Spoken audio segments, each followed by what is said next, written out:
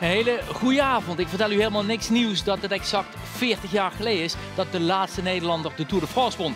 20 juli 1980 is het hier als Joop Zoetemelk de gele trui via de Champs-Élysées naar Les Pays-Bas brengt. Maar misschien, heel misschien kunnen we dat feest 4 decennia later nog een keer overdoen. Want wat was die indrukwekkend in de Dauphiné, Tom Dumoulin. En misschien krijgen we dan in de laatste week van september dit gevoel nog een keertje terug.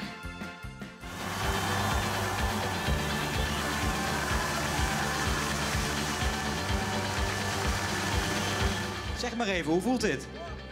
Heel gaaf en heel ongemakkelijk. Maar ja, super.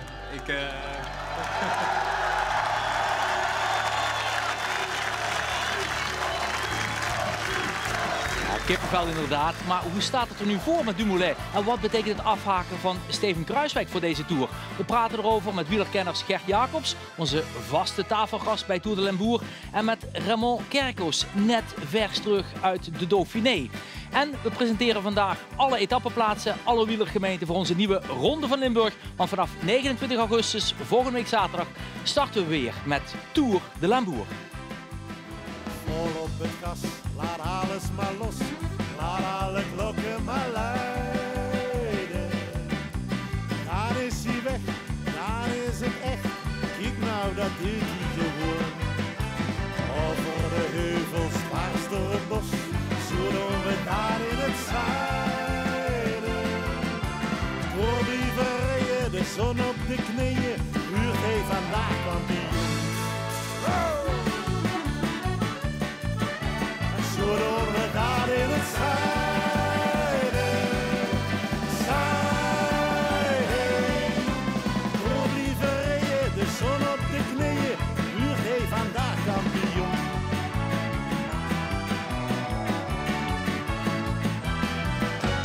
Zo doen we daar in het zuiden. Ja, van harte welkom. En we zijn blij dat we weer mogen door Limburg. Het programma heeft nu in deze coronatijd ook voor ons een hele speciale lading. Om samen te juichen, samen te wanhopen misschien ook wel. En hopelijk uiteindelijk ook samen te juichen. Want Tom Dumoulin meldde zich afgelopen week toch als een van de favorieten voor de Tourzege. Met een supersterke ploeg in een prachtige ronde. Ja, ik ben wel beter geworden bergop, normaal gezien. Dus ja, op zich vind ik het een mooi parcours. Het is lastig en ja, natuurlijk voor mij mogen er meer tijd uit kilometers in zitten. Maar ja, dat is nu helemaal de trend niet meer de laatste jaren. Dat vind ik wel jammer. Maar op zich denk ik wel dat het een mooi parcours is. Spannend van start gaan met de beste ploeg ooit waar je mee van start bent gegaan in de Tour? Ja, by far. Ja, het is echt ongelooflijk wat voor een sterke ploeg we hebben. En, ja, ik hoop dat we de Tour kunnen gaan winnen met deze ploeg. Ja, duidelijke woorden van Tom Dumoulin. We hopen dat we de Tour kunnen gaan winnen. Gert Jacobs, is dat reëel? Ja, nou ja, als je ziet hoe ze van start zijn gegaan, de ploeg, winnen zowat alles waar ze aan de start komen. En als de wedstrijd bergop gaat, ja, dat heb ik weinig gezien. Als die geel-zwarte boys gas geven, dan schreeuwt de rest van het peloton om hun moeder. Maar zijn ze inderdaad ook echt nu ineens gebombardeerd tot de te kloppen ploeg in deze ronde? Ja, nou, weet je, ik denk, dat moet je niet te hard roepen. Weet je hebt altijd nog Ineos met Bernal en dat is wel de toerwinnaar van een jaar terug. Dus leg de druk maar mooi bij die mannen neer. Ja, want Ramon, je bent er geweest. Hè? Je hebt meegekregen, ook een beetje geproefd aan de sfeer in het peloton, aan de verhoudingen. Nu, deze positie van Jumbo-Visma, levert die wat extra druk op? Dat levert zeker extra druk op. En als je ook al kijkt, de verrassingen in de tourploeg van Ineos. Geen Chris Froome, geen Geraint Thomas. Samen goed voor 5 tourzeges. Ja, misschien is het ook wel een beetje weer de druk nog extra naar Jumbo-Visma schuiven. Ik denk echt dat die Britten versteld hebben gestaan van hoe ze in de Tour de l'Ain en in de Dauphiné eigenlijk de lesberg op kregen gelezen van die geel-zwarte brigade.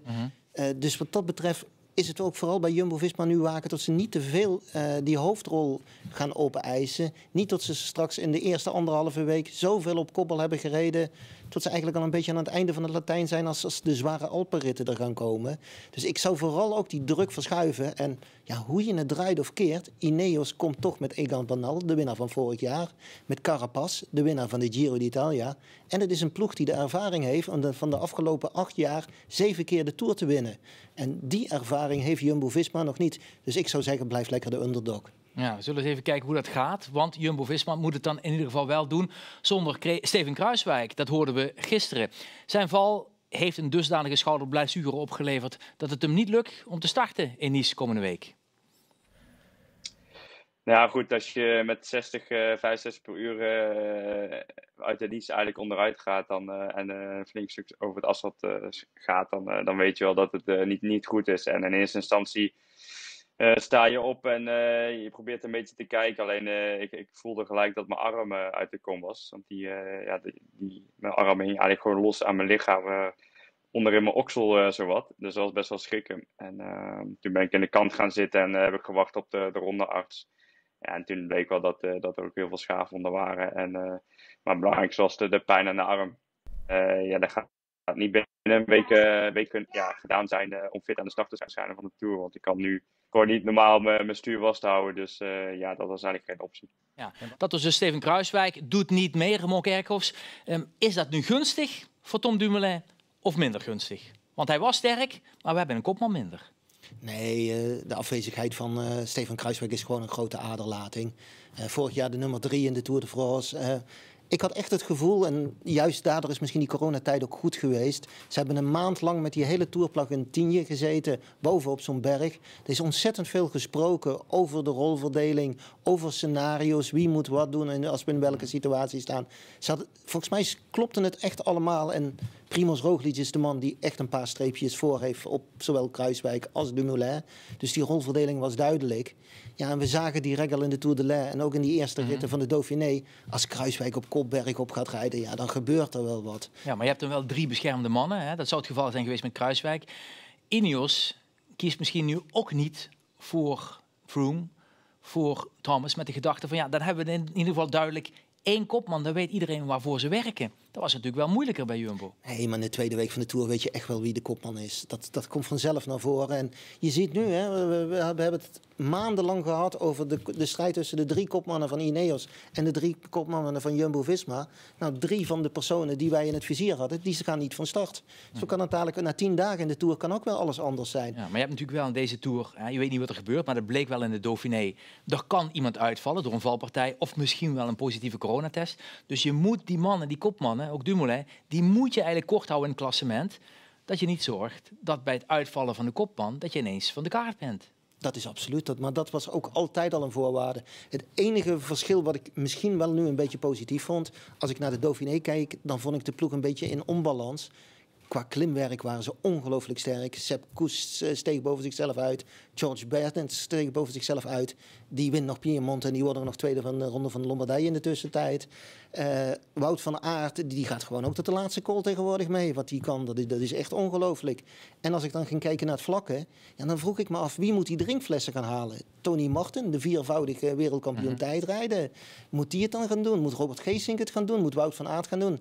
Dus daarmee denk ik met de komst van Amund Grøndal Jansen, dat ze wel de ideale man hebben als echt de knecht die al het tussen aanhalingstekens vuile werk mag opnemen. Ja, één meesterknecht, die hebben we hier aan tafel zitten. Gert Jacobs, ja, want jij was natuurlijk zo'n man die, als het moest, gewoon 50 kilometer op kop sleurde. Hoe zie jij die verhoudingen in die ploeg?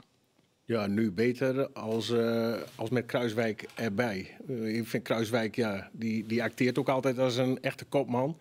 Een kopman die rijdt per definitie niet een hele kol op kop. Dat zag ik eigenlijk ook wel een beetje in de Dauphiné.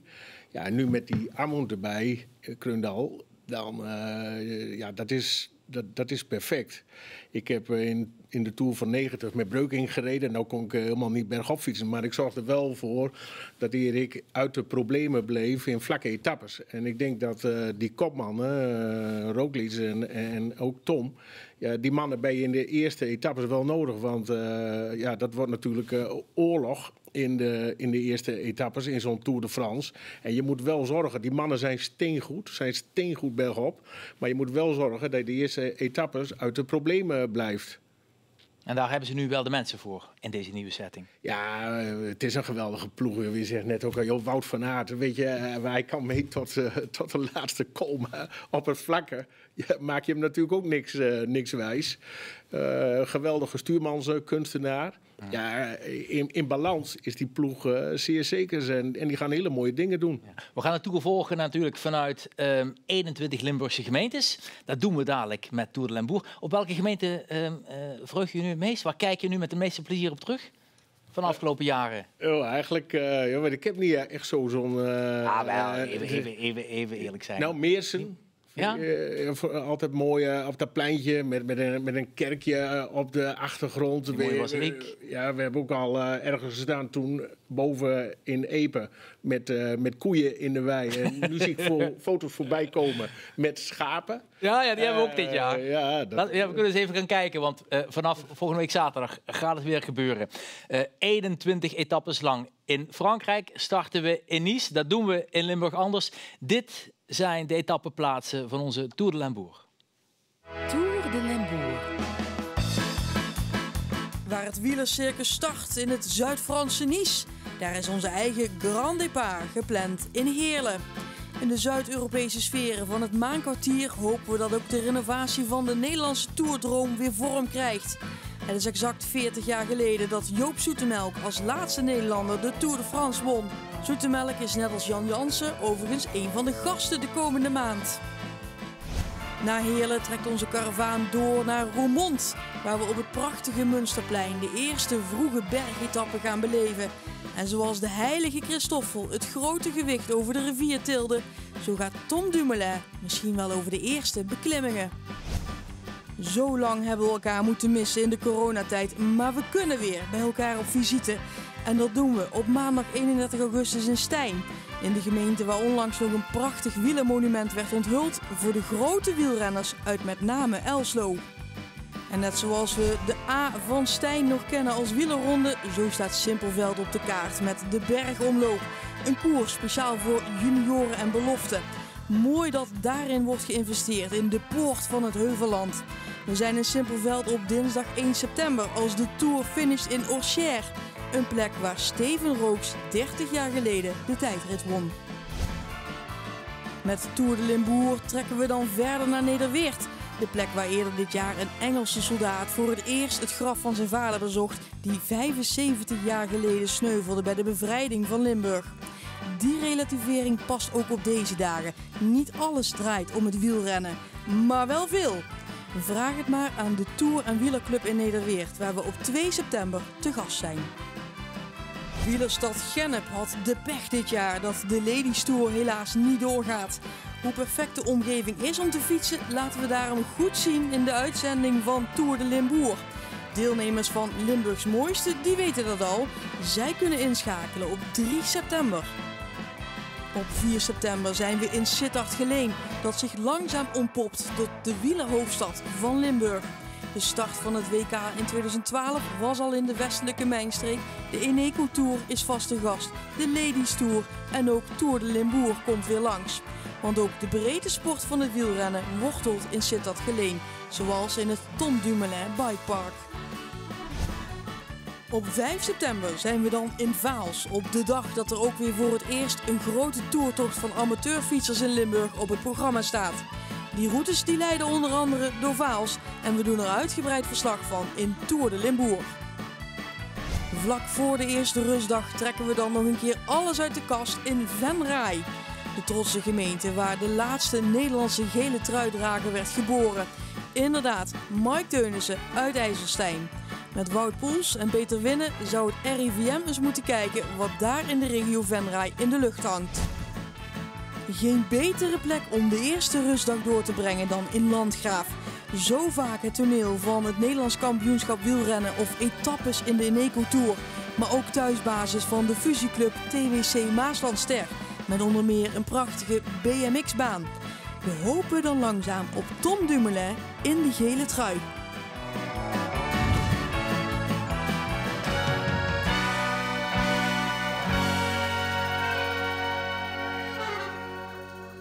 Ja, onwaarschijnlijk. En dan hebben we pas de eerste rustdag. Dan zijn we pas 10 dagen onderweg. onder omstandigheden die heel anders zijn dan in voorgaande jaren. Zo hebben we bijvoorbeeld dit jaar een echte corona-officier op de tv-set. En in Frankrijk is het ook heel anders dan anders. Ramon Kerkhoffs, die was er in de Dauphiné, een beetje de generale voor de Tour, hè, voor de organisatie ASO. Hoe was dat, Ramon, om daar te werken, om daar te zijn, om het te beleven? Ja, heel anders dan normaal. Het grootste verschil vond ik met name dat de paddock, de plaats waar de bussen zijn, die was echt hermetisch afgesloten. Journalisten kwamen daar niet in. Echt alleen de mensen van de ploegen. Ik heb het in de gaten gehouden omdat ik het in mijn rol als voorzitter van de Internationale Wielerjournalistenbond al gehoord had dat Christian Prudhomme, de tourdirecteur, daar ook niet in mocht. Nou, dat klopte, hij ging er echt ook niet naar binnen. Dus ze proberen echt die teambubbel in stand te houden. Dus dat daar echt geen buitenstanders komen. Alleen, ja, 's avonds zat ik op een bepaald moment in een hotel waar ook UAE Emirates zat. Ja, dan loop je toch mensen van die ploeg, kom je toch tegen in dat hotel. Is het op de trap? Is het op de gang? Ja, dat blijft toch. Dus ik geloof niet dat er een Tour de France bestaat waarin je 3 weken lang iedereen in een bubbel kunt laten leven. Maar hoe gaat dat dan dadelijk met de finish, met de start, de streep? Hoe kun je werken als journalist? Waar moet je je aan houden? Je mag een mixzone in. Die gaat een 50-tal meter, was die in de Dauphiné breed. Ik denk dat die nog iets groter wordt in de Tour de France. Maar ja, in de Dauphiné waren 30, 35 journalisten die daar in de mixzone stond. Ja, in de Tour de France praat je over 400, 500 journalisten. Dus wat dat betreft heb ik nog de nodige vraagtekens. En ik denk ook dat de renners staan ook niet echt zo te popelen om met iedereen te spreken. Ja, en de mondkapjes is natuurlijk ook wennen. Hè. Je ziet er dan Tom Dumoulin. Als hij een interview geeft, dan moet tegenwoordig een mondkapje op. Alle geaccrediteerde zones moeten wij als journalisten ook met mondkapjes oplopen. Wat ik trouwens wel grappig vond, was toen ik het interview met Tom Dumoulin deed, dat hij me helemaal begon uit te leggen hoe je het beste zo'n mondkapje kunt opzetten. En eerst op je neus en dan erin knijpen. En hij had er al een heel ritueel voor. Ja, hij weet dus het natuurlijk, want zijn ouders zitten in de medische wetenschappen. En zijn vrouw ook. Dus hij heeft informatie uit eerste hand. Gert, heb je nooit meegemaakt, toch? Nee. Zoiets. Nee, ik vind het ook wel bizar om te zien met interviews of als ze voorgesteld worden aan het publiek. Al die mannen met een mondkapje op. Ja, het is wel de wereld waarin we leven. En straks in de Tour hoop maar dat het goed gaat. Want ik vraag me ook wel af, weet je wel, in zo'n hotel, daar heb je natuurlijk bijvoorbeeld een conciërge rondlopen of een receptioniste of mensen die met het hotel te maken hebben. En hoe ga je dat dan coördineren als daar iemand ziek van wordt? Moet dan dat hotel waar die ploegen slapen in quarantaine? Dat lijkt me, dat kan toch ook niet? Dat lijkt me best ingewikkeld. En wat gebeurt er op het moment dat er iemand positief test uit een ploeg? Is daar al duidelijkheid over? Nee, daar blijven ze heel vaag over. En ik snap ook wel waarom ze daar vaag over zijn. Want zolang er geen vaste regel staat, dan kunnen ze ook nog een beetje schuiven zo links en rechts. Is misschien een beetje afhankelijk van wie er positief test. Dat denk ik ook, ja. Ja? is in ieder geval nu aangegeven door de UCI-voorzitter Lapartière van als er 1 positief geval is, dat betekent niet dat de Tour de France meteen ten einde is. Ik denk dat er heel veel scenario's zijn en die zijn ook uitgewerkt. Als je bijvoorbeeld in een bepaalde stad komt waar op dat moment code rood is, dan zou het mij niet verbazen tot ze 1 rit gaan overslaan. Het zou me niet verbazen als er in een ploeg 2 of 3 gevallen zijn tot ze dan besluiten om een ploeg we hebben het natuurlijk gehad in de laatste wedstrijden. In Burgos waren er mensen positief. Nee, er waren geen mensen positief, maar die waren in een aanraking zijn die gekomen met renners die positief waren. Ja. En uit voorzorg hebben ze die weggehaald. Ja, en toen ontstond er een beetje wel een discussie dat sommige ploegen zeiden van ja, maar die hele ploeg moet dan weg. Ja, hoe ver ga je? Ja, het is heel moeilijk en het is mij in ieder geval wel heel duidelijk geworden in Frankrijk dat er vanuit de organisatie, maar ook vanuit de Franse overheid heel veel aan gelegen is dat die Tour Parijs gaat halen. Ja, en hij gaat gelukkig ook beginnen. Daar zijn we dan wel blij mee. Maar er zal ongetwijfeld veel over gepraat worden. Onder andere aan de bar, aan het buffet. En daar zijn we dit jaar met Route Regio op de radio. In Route Regio wordt de fiets heel even geparkeerd en wel tegen het buffet van een van de deelnemende gemeentes. Ja, want waar haal je de verhalen in een gemeente op? Dat is natuurlijk in de kroegen. Daar weten ze waar het gezellig is, waar de leuke mensen wonen, waar het te doen is en natuurlijk waar je een lekker glaasje bier kan drinken. Route Regio is ongeveer het leukste programma op de Limburgse radio met Tour de Limbourg vernoemd de cafés. A biento! In de cafés en we moeten meteen flink in de bak, want net als in de Tour de France, waar we normaal gesproken natuurlijk heel rustig beginnen, dan hebben we een ritje vlakke etappes, waar bijvoorbeeld Jeroen Blijlevens vroeger nog kon winnen. Hè. Dat is er nu niet meer bij. We gaan meteen met zware ritten van start. Dus de eerste week is al heel belangrijk. Dit zei Tom Dumoulin erover. Ja, het openingsweekend wordt echt veel pittiger dan andere jaren, denk ik. En zeker rit 2 is gewoon, dat is bijna een bergrit. Dus dat gaat wel even pijn doen meteen. Het gaat pijn doen meteen. En we krijgen, want dat zagen we ook al Gert, de laatste weken in het peloton, waarschijnlijk nerveuze ritten. Wat is die spanning die op de jongen staat op dit moment? Ja, dat is in de Tour is dat 3 keer zo erg dan in welke andere rit ook. Het is gewoon heel nerveus. De hele wereld die kijkt ernaar. En nu helemaal.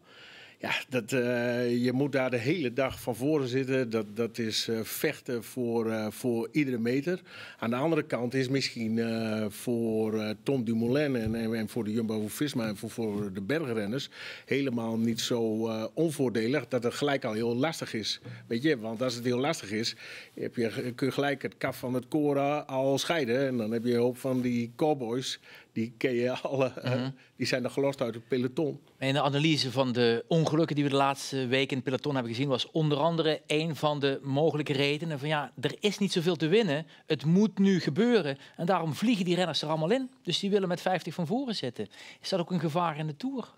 Ja, dat is wel een gevaar, maar eigenlijk is dat is al jaren hetzelfde. Iedereen wil van voren zitten, iedereen wil vechten voor zijn plek. En dan praten we nog helemaal niet over etappes waar ook veel wind staat, waar je dan nog te maken hebt met waaiers. Je moet gewoon goede mannen om je heen hebben die uit een gevaar houden. En als ploeg, denk ik ook, in ritten waar het gevaarlijk is, initiatief nemen. Dan moet je niet afwachten op anderen, maar dan moet je zelf op kop gaan rijden. Dan hou je kopman uit de gevaarzone. Dat kost wel extra kracht. Maar je kunt beter dan wat extra kracht verbruiken dan dat je kopman daar op de grond hebt liggen te spattelen. Daar schiet je natuurlijk helemaal niks mee op. Ja, en wat betreft de machtsverhoudingen tussen Ineos en Jumbo-Visma, Bernal kreeg natuurlijk toch een tikje. Hè? Onverslaanbaar, onaantastbaar is hij niet meer. Moet je meteen aanpakken, voor jouw gevoel, die eerste week? Meteen eroverheen? Ja, als je concurrentie een zwak moment hebt en je constateert dat en je voelt dat, ja, dan zou ik niet twijfelen. Aanpakken daar waar het kan.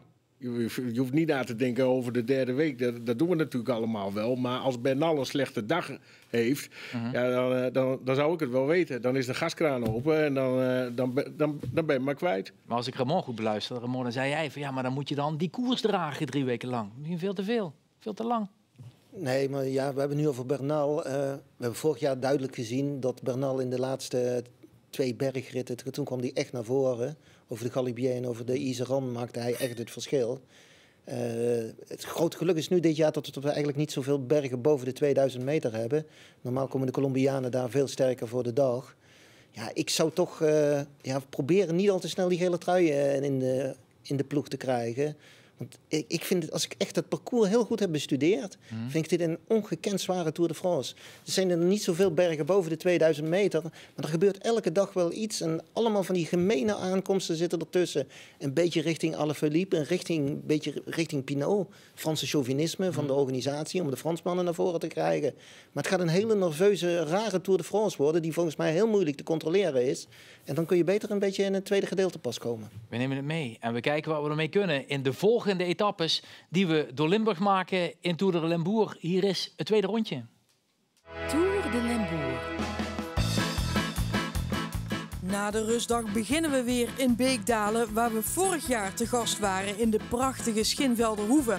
Met de landelijke ligging heeft de fusiegemeente 3 van de mooiste mountainbikeroutes in Limburg. We zijn in Beekdalen op 8 september.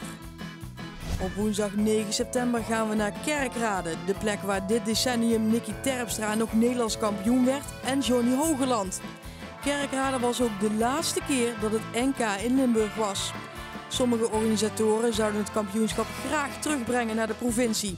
Het motto Beleef Kerkrade gaan we aan den lijve ondervinden op 9 september dus. Een dag later zijn we dan in Peel en Maas. En wat voelt het goed dat we juist hier kunnen landen deze maand. De hele provincie had natuurlijk te maken met corona, maar juist Peel en Maas werd uitzonderlijk hard getroffen.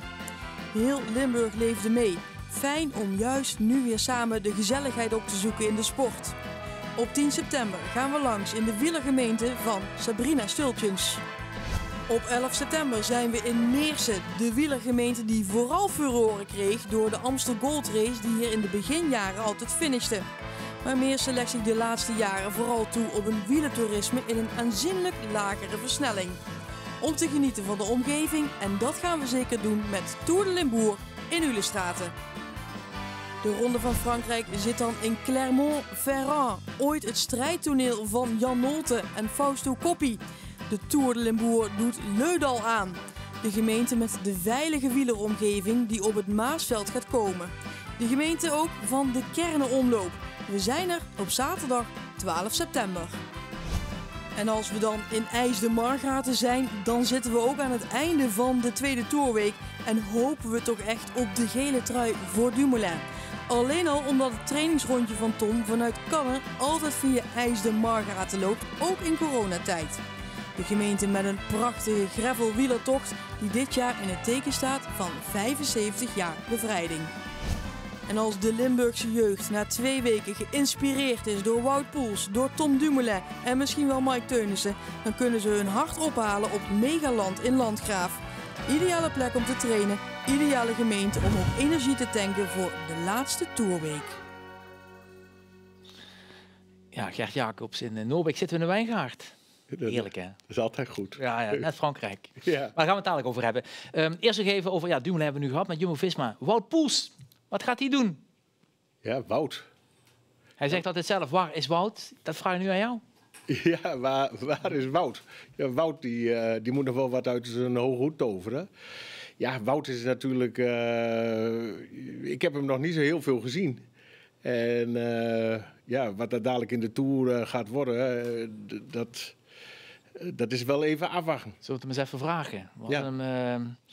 Want Wout zit natuurlijk ook in de bubbel. Dus dan kun je hem spreken via Skype. En dan ziet het er zo uit over de start van de Tour voor de heer Poels.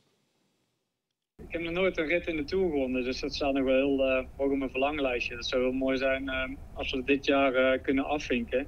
En ik denk dat we heel veel kansen gaan krijgen. Het wordt heel veel klimmen, dus ja, daar moet ik toch mijn kans aan gaan grijpen.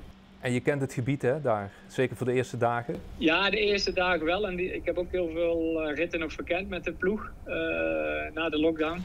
Dus ik heb er wel een aantal gezien en er zitten wel een aantal spectaculaire aankomsten bij. Dus het zou mooi zijn als we daar eentje van kunnen uitpikken. En Ramon Kerkhoff zei het al, Ineos won de laatste jaren vrijwel alles wat er te winnen viel in de Tour de France. Wout Poels was daar een grote kracht achter. Kan die dit jaar weer een rol van betekenis spelen, denk je? Ja, zijn kopman is Mikel Landa. Zo goed, hè, de Dauphiné? Nee, die viel enigszins tegen. Ja, ik vind, ook van Wout, die heeft dan de Ronde van Polen gereden, was hij ook niet echt opvallend. Het moet er nog allemaal een beetje uitkomen. Ze hebben een bewuste keuze gemaakt. Maar het is zo moeilijk dit jaar om een referentie te hebben. Normaal hebben we een normaal seizoen, dan hebben we de klassiekers gehad. Dan weet je, er komt die hele voorbereiding met Dauphiné, met de Ronde van Zwitserland, naar de Tour. Ja, en nu vallen we in één keer in het seizoen en van Milaan-San Remo een week later, de voorjaarsklassieker, gaan we naar de klassieker van de vallende bladeren, de Ronde van Lombardije. Het is echt best wel voor ons analisten heel moeilijk om nu aan te geven, wie gaan de mensen in vorm zijn. Ze hebben allemaal maar weinig koersen gereden. Het is heel moeilijk een beeld van te krijgen. Ja, en van Wout weten we wel dat hij altijd heel goed in februari al heeft gereden. Dus dat het iemand is die niet echt veel competitie nodig heeft, die er direct staat. Dus dat kan een beetje in zijn voordeel zijn. Ja, en ga er vanuit, hij woont in Monaco. Die ritten rond Nice, hij is echt gebrand, ouwe. Nou ja, het is wel mooi om hem weer te zien natuurlijk, opnieuw in het uniform, gewoon lekker op de fiets. Ik ga je vragen naar het scenario wat hier een beetje toch speelt. En waar we allemaal op hopen. Roglic in het geel draagt het gewicht van de koers. We gaan naar de tijdrit op de voorlaatste dag, La Planche de Belleville. En dan hopen we allemaal op Tom Dumoulin. Ja. Zou dat kunnen? Zou dat een reëel scenario zijn? In mijn visie gaat de Tour beslist worden op de Col de la Loze. Het is een totaal nieuwe berg. Het is eigenlijk geen berg, het is een fietspad wat ze nog naar 2300 meter hebben gelegd. Daar wisselen percentages van 6% naar 18%. Ja, je weet echt niet wat je meemaakt. Het is een soort rollercoaster waar de wielrenners in komen. Van steile stukken, vlakke stukken, noem maar op. Nou, ik denk dat dat ideaal is om boven de 2000 meter straks de Tour te beslissen. Ja, en als het tussen Roglic en Dumoulin gaat... Tom die zei tegen mij... die tijdrit is vooral te vergelijken met La Planche of met de WK in Bergen in 2017... waar hij wereldkampioen werd. Maar de nummer 2 was toen Primož Roglic. Dus het zijn alle twee jongens die tijdrit goed aankunnen. Dus dan denk ik niet meer als Roglic de gele trui heeft... dat hij die gaat verspelen. Goed, dit is in ieder geval Dumoulin over die laatste tijdrit op de voorlaatste dag. Dat doet de Giro heel goed, vind ik. Die leggen altijd een lange tijdrit ongeveer halverwege. En dan krijg je toch dat klassementsrenners elkaar daarna gaan aanvallen. Zeg maar. De klimmers verliezen daar wat tijd. Tijdrijders pakken wat tijd. En dan gaan de klimmers, zeg maar, een beetje hetzelfde verhaal als in de Giro van 2017. Dan moeten de klimmers gaan aanvallen. En nu houden ze een kruid toch vaak droog tot heel laat. Ja, dus blijft heel lang heel spannend waarschijnlijk. Gert Jacobs, heeft Jumbo als Nederlandse ploeg een voorkeur voor een Nederlandse winnaar boven een Sloveense winnaar? Ja, ik denk, ze zullen zeggen van niet. Maar als Nederlandse sponsor, die ook nog geel gekleurd is... Ja, denk ik dat je liever Tom Dumoulin in de gele trui hebt... dan Primož Roglic. Dat denk ik wel. En dat heb ik liever ook. Alleen, als het er echt om gaat en je hebt Roglic in de gele trui en Tom doet in een spektakel niet meer mee, zullen ze natuurlijk ongelooflijk blij zijn. Nee, maar zeker voor zo'n laatste rit. Ja, krijgen ze dan stalorders mee? Of is het van, jongens, vecht het uit, veel succes, de sterkste wint?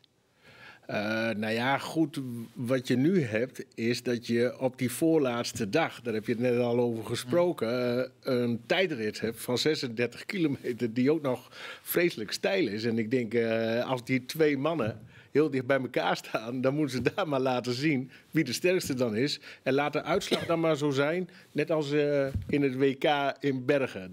Dan word ik wel blij. Oh, is mooi, ja. Kunnen we nu al stiekem kijken waar we misschien kunnen gaan huldigen. Dit in ieder geval is het laatste rondje dat we maken, dan ook met Tour de Limbourg. Tour de Limbourg. De laatste Tourweek starten we in Horst aan de Maas, waar we vorig jaar nog een mooie uitzending beleefden op een drukke markt in Horst. Vanuit de bewoners zelf is het initiatief van een mountainbike stichting gekomen. Niet in het minst door de mooie route door de Schadijkse bossen. Bijna net zo mooi als Villard-de-Lans, want daar zitten we met de Tour de France op 15 september. De Tour gaat dan naar Grenoble en wij reizen door naar Voerendaal. De plek waar Tom Dumoulin, Robert Geesink, Bauke Mollema en Mike Teunissen hun wielercarrière starten met een overwinning in de hel van Voerendaal. De ideale gemeente dus als de wielerspanning begint op te lopen. Want spannend wordt het, kan Jumbo-Visma de hegemonie van Ineos doorbreken. De ontknoping dient zich aan in Sittard-Geleen, de plek van de topkoersen, gemeente ook van de breedte sport. Met wielerclub Bergklimmers nu en natuurlijk de amateurs en gehandicapten die sporten in Sittard en Beek. In Gulpen-Wittem zijn we op vrijdag 18 september. In de gemeente waar wielerjournalist Jean Nelissen is vereeuwigd op de Gulpenberg. De plek ook die met andere gemeenten in Zuid-Limburg zoekt naar een soort slow cycling. Een kwalitatief hoogwaardig toerisme. De enige echte tijdrit in de Tour staat gepland op zaterdag 19 september. Als wij met Tour de Limbourg aanmeren in Bezel. Op het moment dat de jeugd zich in Bezel inspant in de triathlon van het Long Course Weekend, moet Dumoulin zijn definitieve slag slaan. We sluiten de Tour af in de plaats die ook nu weer in de race is voor een Tour-etappe. De ronde kwam er al eerder in 1992 en 2006. Dit jaar is het de finishplek voor Tour de Limbourg. En misschien dus wel de plaats waar we voor het eerst in 4 decennia weer een nieuwe Nederlandse toerwinnaar mogen vieren.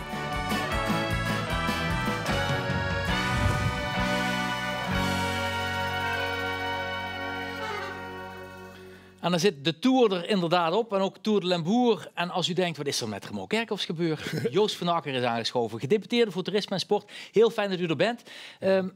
Even over natuurlijk het scenario wat we zo net schetsten. Kunnen we nog überhaupt huldigen als het zover mag komen met Tom? Nou ja, in ieder geval op afstand. En het kan natuurlijk prachtig in beeld worden gebracht. Dat is ook wel het bijzondere van het wielrennen dit seizoen. Het is echt meer een tv-sport dan ooit. En daarmee ook een kans natuurlijk om mooi Limburg, Frankrijk in Limburg in beeld te brengen. En datzelfde geldt natuurlijk ook voor de Amstel Gold Race. Die wel doorgaat. Inderdaad, want daar zijn we blij mee dat die inderdaad wel doorgaat. Weliswaar zonder heel veel publiek. Misschien wel met mondkapjes, maar dat zullen we dan... Wat dat betreft zet de Tour de France ook echt wel de standaard, denk ik, voor hoe laten zien wat wel kan. En met alle restricties en maatregelen, en de Dauphiné heeft het laten zien, ben ik wel heel blij dat ook de Amstel Gold Race wel kan plaatsvinden. Want uiteindelijk is dat toch een wielericoon van Limburg, zoals Tom Dumoulin dat natuurlijk ook is. En laten we toch zien dat we wielrennen in ons hart gesloten hebben. Ja, en dat is heel fijn. De gedachte achter dit programma, tenminste zo begonnen we dat destijds mee, was ook om als regionale omroep iets meer in de provincie te komen, onder de mensen. Wielrennen werd de kapstok, het uithangbord, omdat we nu eenmaal een wielerprovincie zijn. U bent een campagne begonnen, ook om de minder bekende plekjes in Limburg onder de aandacht van de toeristen te brengen. Ook onder de naam Dit is in Limburg. Waar is het ontstaan? Wat was de gedachte? Ja, eigenlijk midden in de coronacrisis. Hè. Van de een op de andere moment werd de complete horeca- en toerismesector half maart gesloten. Toen er weer wel wat kon. En toen mensen gingen kijken, kunnen we wel op vakantie? We durven niet naar het verre buitenland. Kunnen we dat buitenland ook in Nederland vinden? Zien we ook dat er heel veel Nederlandse toeristen naar Limburg zijn gekomen. En daar zijn we een extra campagne opgestart om ook een beetje te kunnen spreiden. En dat niet iedereen al naar de overbekende plekken gaat, maar ook de onbekende parels laat zien. En daarbij ook dat buitenlandse vakantiegevoel in Limburg te vinden is. De châteaus die we hier hebben, de heuvels, de plassen waar je natuurlijk ook watersport kunt doen. En zo is Dit is in Limburg ontstaan. Ja, wat zijn dan plekken die u eruit gekozen heeft? Nou, ik noemde al echt een van de parels die natuurlijk ook een stukje Frankrijk en Nederland laat zien is Château Nercan. Het grootste aaneengesloten watersportgebied wat nog onbekend is de Maasplassen. Die zijn groter dan Friesland bij elkaar en ook zeker in deze hete weken echt een plaats voor verkoeling. Maar denk ook aan de Maasduinen. We denken altijd bij duinen alleen maar aan de kust, maar die hebben we natuurlijk in Noord-Limburg ook. En ja, het is zo'n gevarieerd, geschakeerd landschap dat ook een hele hoop Limburgers zelf die is een andere regio in eigen provincie opzoeken. Denken, god, wat is het mooi, daar ben ik nog nooit geweest. Heb ik zelf ook gedaan dit voorjaar. Ik ben wat gaan fietsen, gaan wandelen. En prachtig om te ervaren. Ja, Gert, had jij dat ook de laatste jaren? Want je bent natuurlijk in Gennep geweest, in Stein, in Meersen, in Nederweert. Plekken waar je misschien 1, 2, 3 niet zo heel erg snel komt.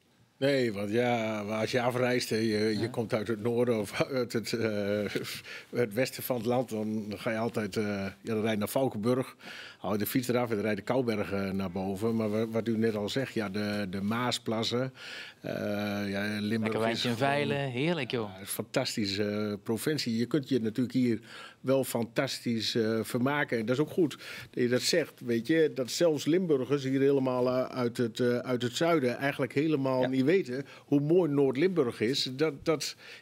Daarvan moet je er wel op uit. Ja. We refereerden nog even aan de coronacrisis. Hè. Heb je, Gert, het idee dat dat voor Tom Dumoulin met zijn blessure eigenlijk vorig jaar aan de knie misschien wel een geluk bij een ongeluk is geweest? Ja, dat denk ik wel, want Tom is er natuurlijk heel lang uit geweest. Maar nu zijn er heel veel renners ook echt heel lang uit geweest. En moeten we ook niet vergeten dat Tom heeft altijd kunnen trainen. Met wind om de kop. Als hij de kamer niet naar boven rijdt, dan kan hij een keer naar rechts kijken. Als hij stiekem de grens overstak van Cannes naar Nederland, wat eigenlijk niet mocht. Dat mocht eigenlijk niet, maar dat heeft hij wel gedaan. Kijk, dat is natuurlijk heel iets anders dan al die mannen die op zo'n taxapparaat uren hebben getraind. Daar word je toch helemaal doodziek van? Ja, omdat dat niet mocht natuurlijk in Spanje, Italië. Nee, maar dat begrijp ik. En die mannen moeten ook trainen. Maar je moet je voorstellen dat je niet een week, maar weken achter elkaar kijk je naar hetzelfde scherm, hetzelfde beeld. Je voelt verder geen wind, geen kou. De natuurelementen heb je niet.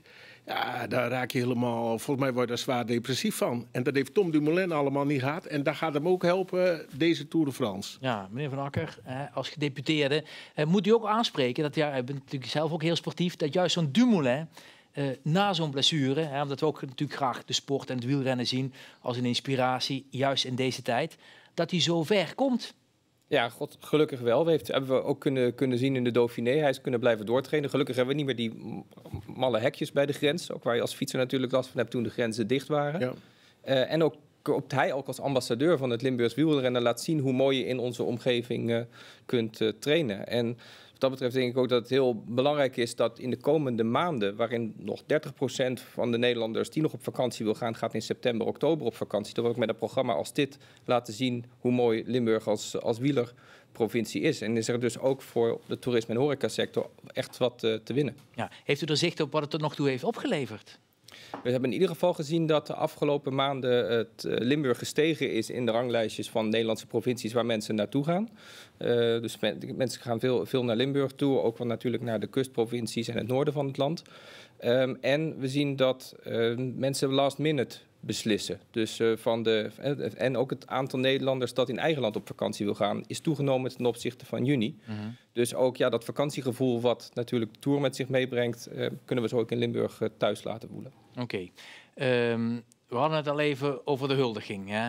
Daar hopen we allemaal op de winst van Tom Dumoulin. Het zou voor het eerst na 40 jaar weer voor het eerst een Nederlander zijn die met het geel terugkeert. Wat moet er gebeuren, Gert? Laten we positief afsluiten om dat scenario realiteit te laten worden. Ja, hij moet op zijn fiets blijven zitten uit het gevaar. Maar hij heeft volgens mij alles mee. Het beste team van de wereld om zich heen. Hij wordt iedere dag beter. Dat gaat in de Tour de France ook zo zijn. De laatste week is het zwaarst. Ja, hij moppert, zei Stef Clement. Dat is heel goed. Als Tom moppert, dan voelt hij zich prima. Hij ziet er ook fantastisch uit. En dit moet het seizoen worden om die gele trui hier naar Nederland te halen. En Tom Dumoulin die moet het voor ons doen. Oké. Jos van Akker, heeft u een suggestie voor de huldiging? Waar zullen we aan denken? Limburg gaat voor geel en we hebben ruimte genoeg in ieder geval. Dus we kunnen het ruim genoeg opzetten mocht het zover komen. En dan komt dat stukje van de Tour vast naar vorige keer in de Giro is dat geweldig gelukt. Hè? Dus daar houden we ons aan vast. En daarmee sluiten we ook af. Ik bedenk Ramon Kerkos voor zijn komst. En natuurlijk Jos van Akker, Gert Jacobs. We gaan beginnen volgende week zaterdag 29 augustus met de Tour in Frankrijk, in Nice. Wij doen het in Heerlen. Ik wens u heel veel plezier, heel veel voorpret. En ik zie u volgende week. Tot dan. Zullen we daar